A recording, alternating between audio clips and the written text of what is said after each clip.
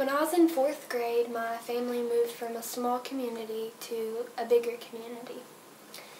And I was 9 years old and I was in the 4th grade.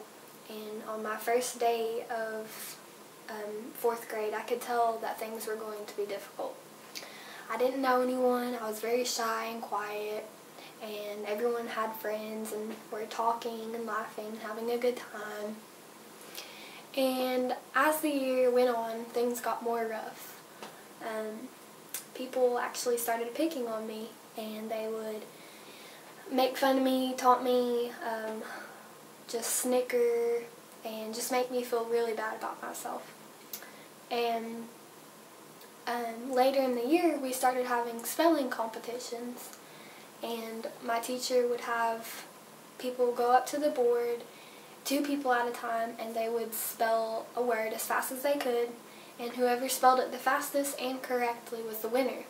Well, I was very good at this. I was the very best in the class, and I would always win every single time against everybody. I'd be the fastest person in the whole class. So kids didn't like that. They used that against me, and instead of befriending me, they put me down and said bad things. So later in the year, we had a competition before the spelling bee to see who was going to be in the spelling bee, and I won that too. And things got even worse from there. By this point, I was sitting by myself at lunch all the time, and just had no one to talk to. People were still laughing at me, and I wouldn't say anything because I was very shy and quiet. So when I made it to the spelling bee, I got up on stage, and although I knew the word, which was waiter, I misspelled it because all I could think of was the things that people had been saying to me that year. They just replayed in my head all their negative words over and over again, and I got up on the stage and I spelled water instead of waiter. And it was already very embarrassing because I knew how to spell it. But after that, it still didn't continue. Immediately after the spelling bee, people went up to me and made fun of me even more.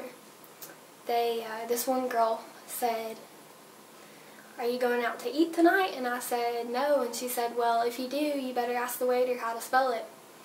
And I was probably sensitive at the time, but those things, those words and stuff just really ate up, my self-confidence. And it just got worse and worse. And so, until this day, anytime I see someone who's an outcast, who's being picked on or different, I know how that feels. So I try and stick up for them and help them and be their friend, because it's just not right to bully and pick on people and make them feel low. And I know I was very young at that age, but it didn't feel good. And that's something that I'll never forget. And I've really carried it with me throughout the years. And just, it's made me kind of who I am, and makes me want to stick up for other people. And so I just strongly encourage everyone else to do the same. If you ever see someone who's being picked on or hurt, bullied, anything, just reach out to them and be their friend, and don't let these victims suffer alone, because it doesn't matter how old you are or what you look like or anything. Everybody was made a certain way, and I just feel that we should all help each other out, and bullying is just not acceptable.